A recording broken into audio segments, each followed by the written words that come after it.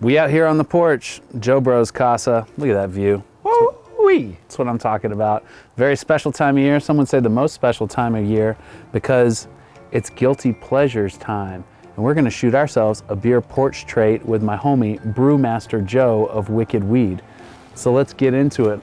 Before we get into it, I wanted to see if maybe, Nate, you had a guilty pleasure that you wanted to share. You know what, I was thinking about it. My parole officer told me that sharing too many guilty pleasures at once is kind of what got me in the relationship with my parole officer in the first place. But that said, I will share one culinary guilty pleasure. One thing that I like to do from a cooking perspective is make a big old mess of bacon in the morning and then use that bacon fat that's still in the pan to cook everything else for the rest of the day. Whatever you want, I'll cook it in bacon fat, and I feel a little naughty about that, but it's also delicious.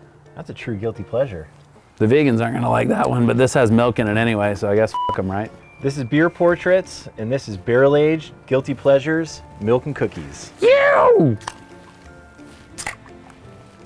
Bonk.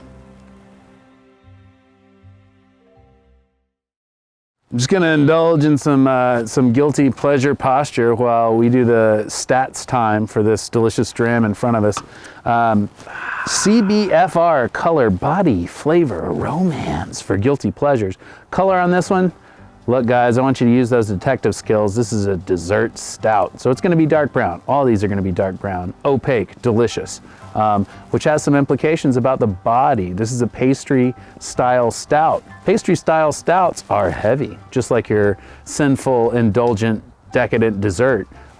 This is gonna be a heavier, smoother mouthfeel than a lot of other beers, so that's the body. Flavor on this one, yo guys, truth in advertising once again, it's called Milk and Cookies and it's bourbon barrel aged. So you're gonna get some delicious warming heat from that bourbon barrel aging process to balance out some of the sweetness of the vanilla, the cinnamon, and the golden raisins that make this recipe so famous. You're gonna taste all that in a wonderful flavor bouquet that wraps you in a blanket of happiness.